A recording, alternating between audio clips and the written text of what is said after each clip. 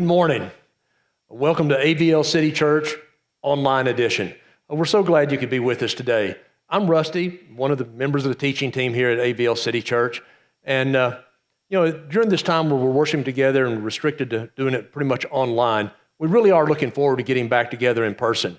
Hopefully, that's going to happen sooner than later. So stay tuned, whether it's on Facebook or through some of our other social media. Look for some emails, for some text in the near future. Hopefully giving instructions on when we can start getting back together in person and what that's going to look like as we build to hopefully getting back to full strength at some point here in the not too distant future. Now, as we meet here online, there's a group of people that really never get seen. It's our production crew. I wish you could understand and have just some glimpse of what all they go through to make this happen. They do an outstanding job. They get a ton of last-minute stuff thrown at them. There's always something going on, and it seems like they always pull it off just in the nick of time. And it's because of them we're able to do this. Come into your house today, wherever you may be, watching this, and share with you. And so just a big shout-out to our production crew.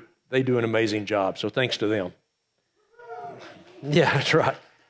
Now, in just a minute, I want to start by throwing up a few memes on your screen, okay?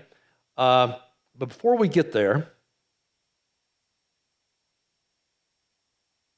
needs to be a warning, maybe, that since you're probably watching this, some of you watching this as a family, you may just want to keep your comments to yourself as these come up.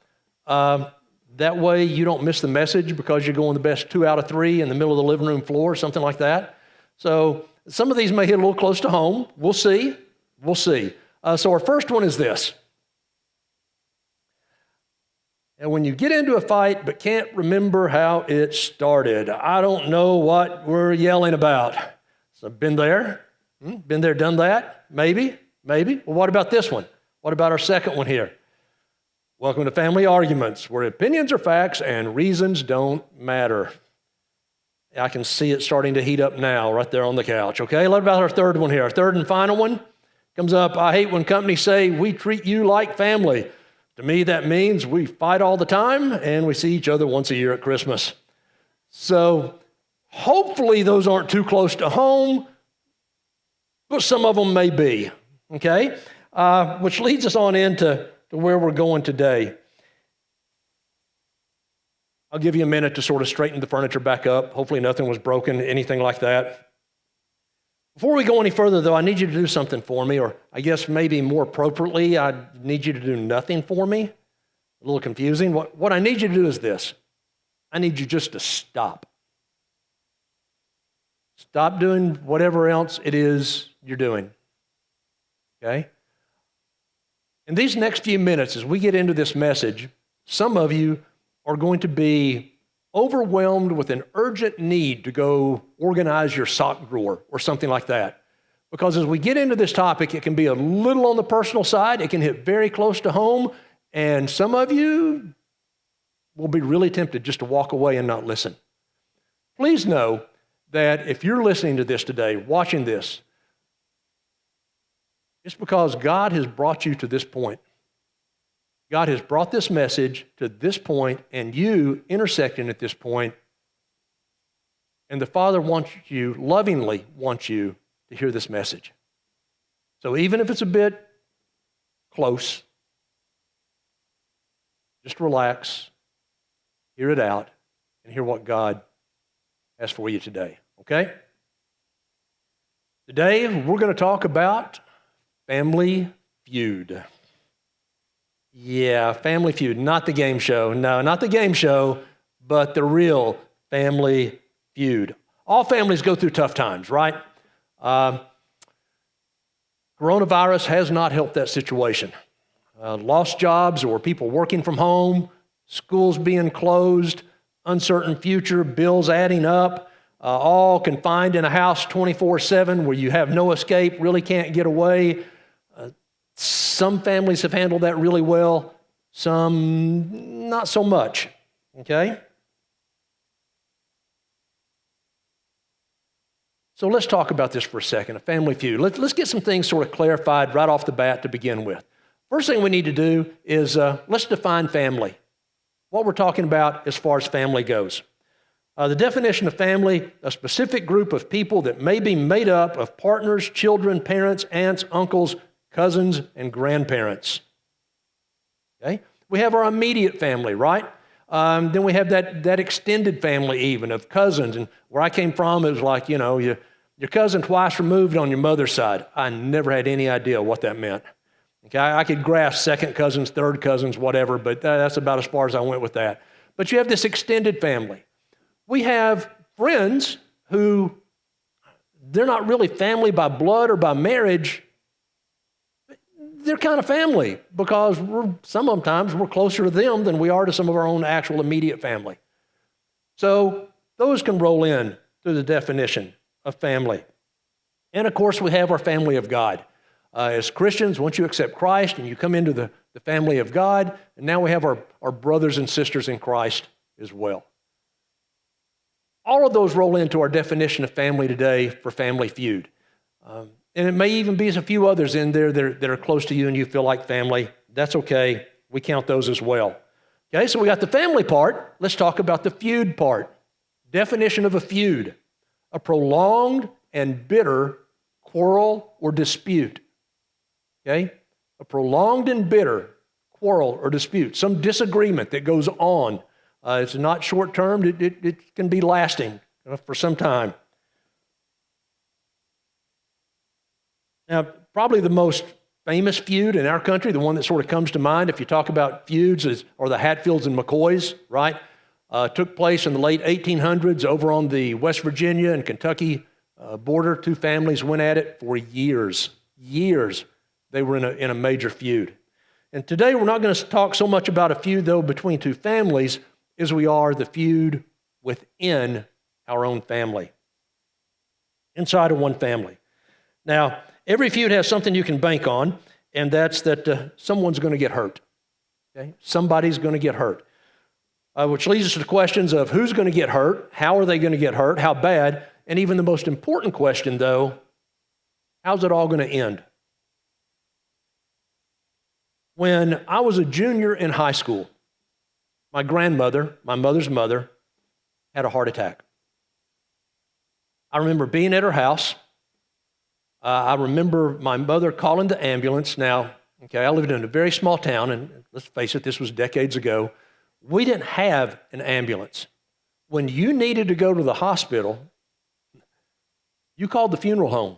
I know, it's really weird, but you called the funeral home because they had the hearse, which also doubled as an ambulance. I promise it's true. I'm not making this up. So they roll up. They have a little flashing red light they stick, in the window. They can put a gurney in the back of it. About all they can do is give you oxygen and some basic first aid and get you to the hospital as fast as you can. Because believe it or not, hearse go really fast. So they called the ambulance, the hearse. They loaded my grandmother up, took off. I got in the car with my mother. We were following 17 miles to the nearest hospital. We get about halfway there, and my mother just takes her foot off the gas and lets the ambulance go on. And I look at her, and she looked at me, and she said, "She's gone." A few minutes later, we get to the hospital, and we find out, sure enough, my grandmother had passed away en route to the hospital.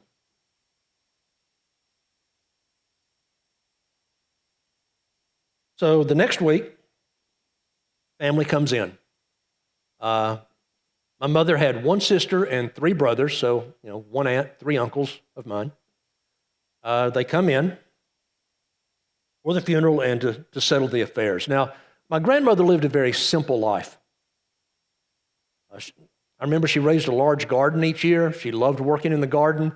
As crops came in, came canning time, right? We would go over. I cannot begin to tell you how many beans that I've broken or ears of corn that I've shucked. But she would put up all sorts of food, quart jars, pint jars, beans, tomatoes, corn, sauerkraut, peaches. It seemed like it just went on. And she would put up enough food that she would have enough food until the next year when the next garden came in. I never remember seeing her go to the store and buying a can of anything. Okay? She had her own foods. But again, it was a very simple life. She had very few belongings. There was no will. She didn't own a house. She rented the house that she lived in. She didn't own a car. There wasn't jewelry or anything like that. There was no need to spend money on a lawyer to have a will. She just figured the family would be able to handle it. The one thing that she did have was a set of china.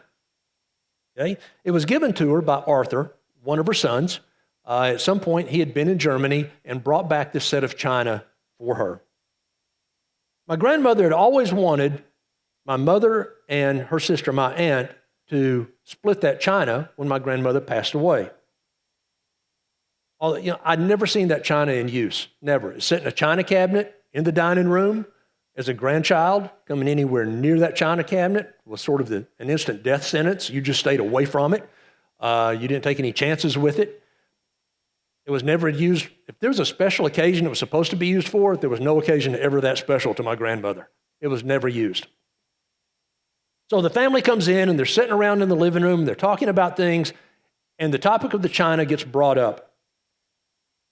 And Arthur, my uncle, says, well, I don't care what she wanted or who she wanted to have the china. I bought it. It's mine. I'm taking it. And with that, he got up, went over, picked up the boxes that the china had been put in, walked out the door, put them in his car, and left. I was stunned. Then I was mad. Then I was furious. Then I was frustrated that someone would disrespect my grandmother, who I love so much, and just blow off her last wishes like that. I was beside myself. I did the only thing that my teenage mind could really come up with. I disavowed my uncle. In my mind, he no longer existed on the face of the earth. I never wanted to see him or speak to him again. That's exactly what happened. I never saw him again, never spoke to him again. A few years later, my mother called me, told me that she just got word that Arthur had died. It made my day. I literally rejoiced over his death. We all have stories like this, or if we don't yet, if you live as long as I have, you probably will at some point have some sort of story about a family feud. Maybe the feud, this bitter dispute, this ongoing quarrel or whatever, maybe it's between you and a parent or a child. Maybe it's between a sibling or a spouse or an aunt or uncle or cousin. You know, if you've been a member of a church body for any length of time, you've probably seen feuds pop up among church family, maybe even with church leadership. We've all been hurt by someone that we love. And we've all hurt someone we love. I want us to take a look today at a family feud in the Bible. We'll see who gets hurt, how they get hurt, how bad, and how it all ends. Now, in Genesis chapters 37 through 50, and relax, I'm not going to read 13 chapters of the Bible to you today, okay? That's not. But I would highly, highly encourage you at some point to go back and read this story of Joseph. Okay, read the whole thing because I'm going to sum it up for you, but I'm going to leave a whole lot out just for time's sake. Well worth going back and reading and getting the whole story. But the condensed version, the short version, goes like this. There was a guy named Jacob. Jacob was a very wealthy man, and in biblical times, wealth was measured by the amount of livestock you have, and he had a bunch. Okay? Jacob had 12 sons, 12 of them. Joseph was number 11.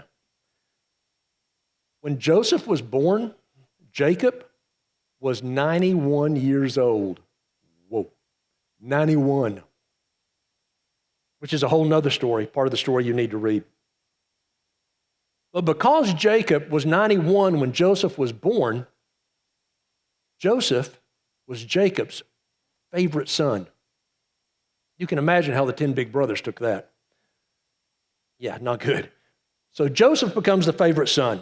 And to show him that he was the favorite, Jacob gave him this multicolored coat. Now, we don't exactly know what that looks like, but we know it was a big deal. And it showed. It wasn't just a matter of, yeah, he's my favorite. It's like, see, the one in the coat, he's my favorite. Everybody could tell. So as a teenager, Joseph goes out with the older brothers to take care of the flock. At one time, he comes back and he gives a not-so-good report to Jacob about what was going on. Again, did not score points with the brothers on that one. And then when he was about 17, he starts telling his brothers and his father about these dreams that he's having. And these dreams involved the whole family bowing down to him. Again, didn't go over well with the brothers, especially. Didn't go over real well with Dad, but definitely didn't go over well with the brothers. You can imagine. Okay, so we fast forward a little bit.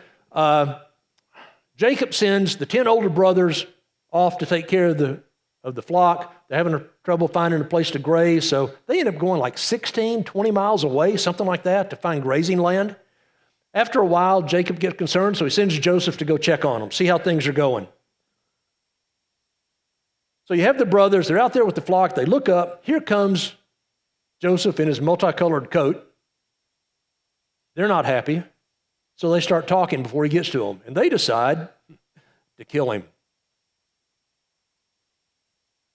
One brother, Reuben, goes, "No, that's not good. We can't kill him." So when he does get there, what they end up doing with him, they throw him in this water cistern, this pit. It's dry, there's no water in it, but they throw him in this pit to figure out what they're going to do with him, because they're not sending him back home. Well, lo and behold, they look up, and here comes a caravan. Camels loaded up with spices and different things on its way to Egypt for trade. So the brothers go, we know now, they sell their little brother to the caravan as a slave. They take the molted coat, kill the goat, soak it in blood, take it back to Dad, say, "Hey, sorry, Dad, Joseph got killed by a wild animal. Sorry." They know they're never going to see him again. Fast forward a little bit, they get to Egypt. A guy named Potiphar, who happens to be the captain of the guard for Pharaoh, ends up buying him. He ends up working in Potiphar's house for a while. Situation there, gets thrown into prison. From there, he gets brought back to Pharaoh, interprets some dreams. They start to notice that anything that Joseph touches seems to succeed. And so, long story short, he gets fast-tracked into being the chief administrator for Egypt. You have Pharaoh, Joseph. Famine hits the land. Jacob, his family, they're running out of food. Jacob sends the 10 older brothers to Egypt to go buy some food. They get there. Want to guess who they get sent to? Joseph. They don't recognize Joseph. They thought he's long gone. They don't even consider it might possibly be him, but he recognizes them. He has them jump through a bunch of hoops, do a bunch of things. Bottom line is, at the end of the story, he sends them back to his dad. Now, doesn't just send them back. He sends them back with transport wagons, clothing, silver, donkeys, everything they need to help move the family to Egypt, where they'll take care of them for the next 5 years during the famine. He forgives his brothers, reunited with his dad. That's pretty awesome. Again, that's the short version. I highly, highly recommend you go back and read that. So, maybe you've been in a family feud, or maybe you are in the middle of a family feud now. So the question then becomes, who in your family has hurt you or wounded you? Was it something recent, something in the past? Was it intentionally, accidentally? Do they realize it? They may not even know it. Was it something small, large? Did they hurt you physically, mentally, emotionally, socially, or spiritually? How did they hurt you? Was it a parent, a spouse, a child, a sibling, an aunt, uncle, cousin, friend, brother or sister in Christ? Which brings us to some more important questions. What do I do when I'm wounded or hurt by a family member? And how do you or did you handle that situation? One of the first things that pop into mind is revenge. We all want to get even. We want to make them hurt as much as we hurt. Resentment is another one that pops up a lot. We really resent them, constantly resenting not only what they did, but resenting them as well. Or did you disavow them like I did and just completely cut them off, and as far as you're concerned, they didn't exist anymore? Or did you go Jacob on them? Joseph on them and forgive them and work on rebuilding the relationship?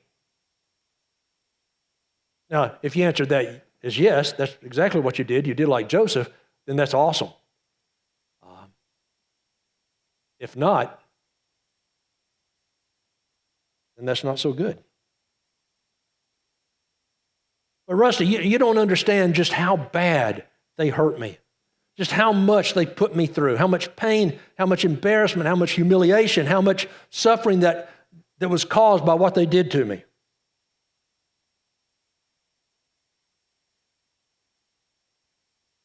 You're right, I don't. I don't know what they did. I don't know how much hurt you suffered. But I know this.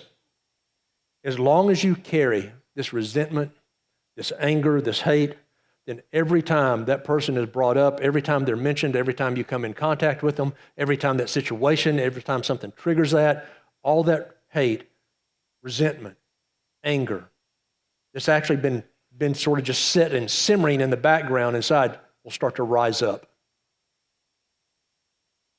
The key word in this whole thing isn't them. The key word in what we've been talking about is you. You can't control the other person. You can't have anything to do really as far as how they're going to get past this or what they're going to do now. The only person you can control, the only person you have control over is you. So the question then becomes, what can you do? Not them, but you. Or maybe you had this thought, I just can't forgive someone who did that to me, especially someone who I loved that much, someone who I trusted that much. I just can't get past that. I know a lady whose husband had an affair with her best friend, completely destroyed the marriage. It took time, but she forgave them. I've known another lady who, when she was a young child, was sexually molested by an uncle. It took time, but she forgave him. Joseph, brothers sold him as a slave. They didn't sell him as a slave hoping that he was going to be a chief administrator in Egypt. They sold him as a slave, not caring what happened to him, not caring if he got killed, abused, beat. They didn't care. They were just rid of him. It took time, but he forgave them. Jesus, hanging on the cross, asked his Father to forgive the very people who had beat him, tortured him, and crucified him. So this feud you have, how does it stack up against those? But Rusty, what if the person just keeps hurting me? What if I forgive them and they hurt me again, and I forgive them and they hurt me again? How much is enough? I mean, let's be real. What's enough? It's a good question. Peter actually asked Jesus that question in Matthew verses 18 through 21. Okay? It says, then Peter came up and said to him, Lord, how often will my brother sin against me and I forgive him? As many as 7 times? Jesus said to him, I do not say to you 7 times, but 77 times. What? 77? In Jewish custom, the correct answer was 3. 3 times. You could do me wrong, I'd forgive you.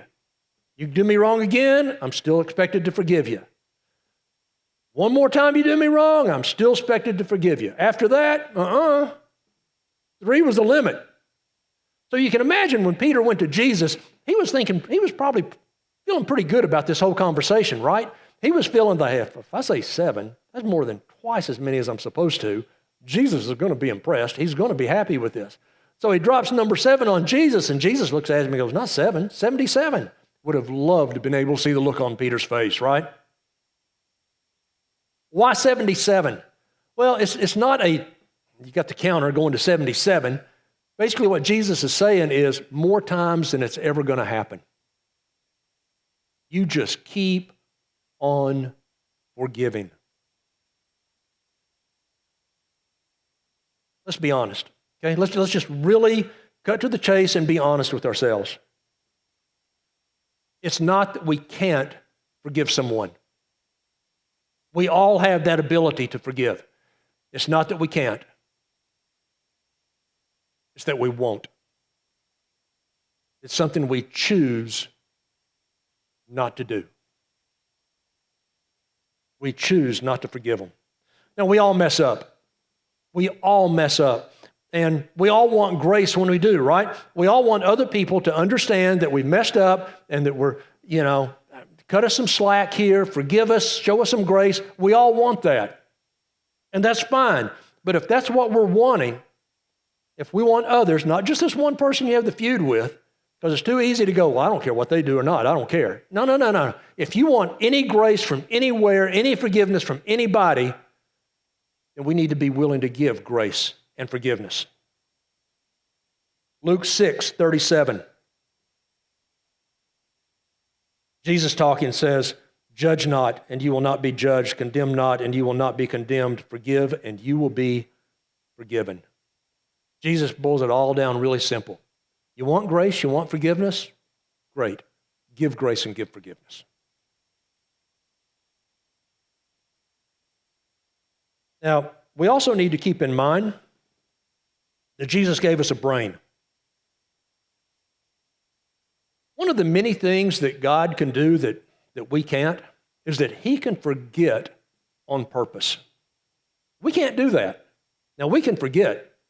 I am an expert at forgetting, and I'm getting better and better every year. Jonna will testify. I'm really good at forgetting, but I can't forget anything on purpose. God, when God forgives your sins, He wipes it away and it's gone. Me, I can't do that. I don't have that ability. If you come to me and say, hey, Rusty, I hate to tell you, but I bumped into your car and I kind of dinged it up. You got a dent. I go, you know what? Don't worry about it. I've got insurance.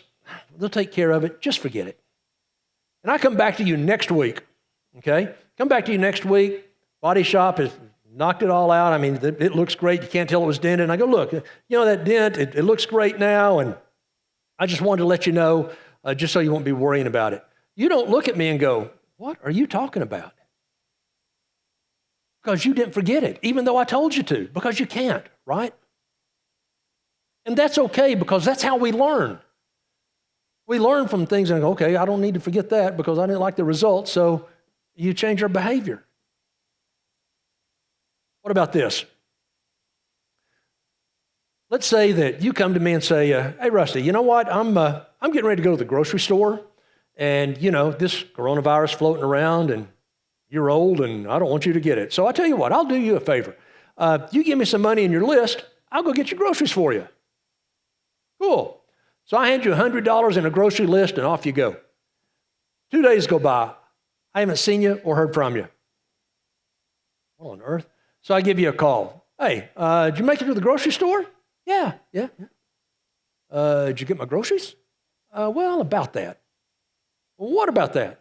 Well, I got to the grocery store and I got my stuff, and then I was going to get yours, and I started seeing other stuff that I really wanted that I didn't have the money for. So I just spent your $100 on stuff that I wanted. So sorry, your money's gone. You didn't get your groceries. Sorry, really, I'm sorry about that. But you know what? If you want to give me another $100 and give me your list again, I'll go back and get your groceries. Am I going to forgive you? It may take some time, but yes. Am I going to give you another $100 and send you to the grocery store? No. No, that's not going to happen. See, there seems to be this misunderstanding about what forgiveness is. Too many times that we think that forgiveness is us saying that what they did was okay, and that's not it. Let's take a look at the definition of forgiveness. It's a deliberate action, a deliberate decision to release feelings or resentment of vengeance toward a person. It's not forgetting what they did. It's not pretending that it never happened, okay? We release those feelings toward them. We release those feelings of resentment and vengeance toward them. It's not acceptance. It's not condoning what they did. It's not saying that it's okay. No. No. You give up your anger, your resentment, your vengeance.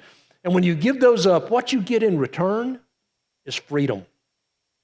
Not forgiving someone, holding that grudge, having that feud, hurts you way more than it hurts them. I don't know this for a fact because, again, I never spoke to him, but I would be willing to bet that my uncle was never upset in the least that I didn't speak to him anymore or see him anymore. That didn't matter to him a bit, but it tore me up every time I heard his name or thought about him or saw China and thought about China. I'm the one who had hurt, not him.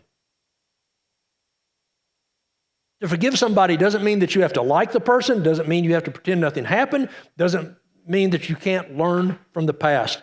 If their action is something that's harmful, actually physically harmful to you or emotionally, it's hurting you and you need to get to safety, then get out and get to safety, for crying out loud. Forgiving doesn't mean you allow somebody to do the same thing to you over and over and over again. And it's not necessary that we like them, but as Christians, Christ commands us to love them, even if we don't like them. We can be nice, we can be kind, we can be civil, we can treat them like we want to be treated. We can move past things, in some cases, hopefully, rebuild relationships. Just like Joseph did with his father, just like I wish I'd done with my uncle. Let me address one final question. What do we do when we're the ones who hurt someone? Well, the answer is simple. It's not easy, but it's simple. We say we're sorry and we ask for their forgiveness. And I hate doing this. I hate admitting that I'm wrong. I hate having to go back and face someone in this situation. But every single time that I have, there's not been one time that I've walked away regretting having done it. Now, asking and receiving are two different things. You may ask for their forgiveness and you hurt them and they may not be ready to forgive and move on and they may not give you forgiveness. That is them, that's not you. Again, you don't have control over them, you only have control over you. When we hurt someone, even if it's accidentally, we apologize.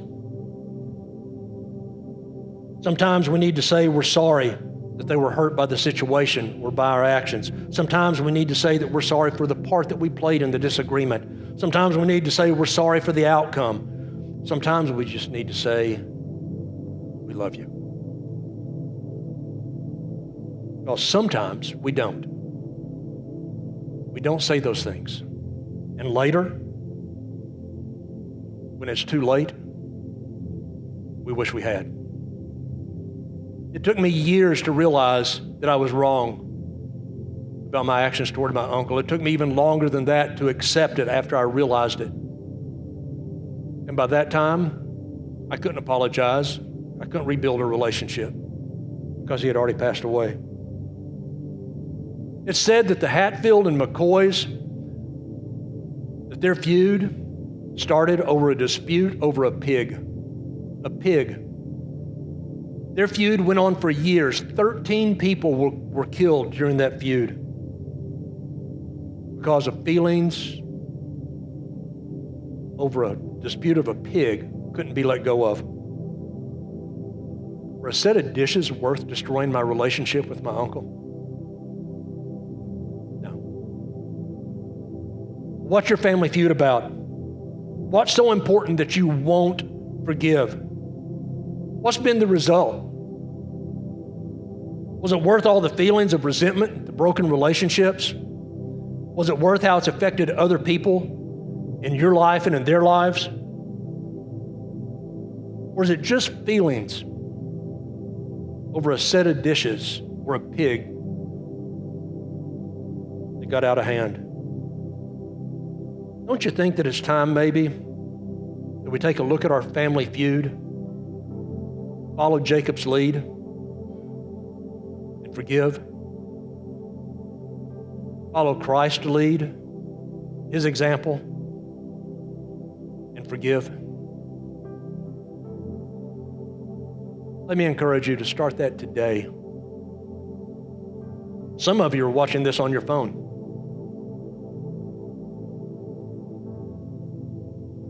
Hit contacts. Find that person that hurt you or that you hurt. Send them a text that just says, "I'm sorry. I love you." And we start to rebuild. And we put the past behind us. It's simple. It's not easy, but it's simple. Let me pray for you. Father, we come before you thankful for your mercy and your grace and your forgiveness, for your sacrifice so that we could be forgiven. Father, help us to sacrifice our pride, our stubbornness, our own hurt feelings. Help us to sacrifice those so that we can turn and forgive someone else, so that we can ask for forgiveness from someone else. Father, thank you for showing us the way. Just help us to follow you. In your Son's name.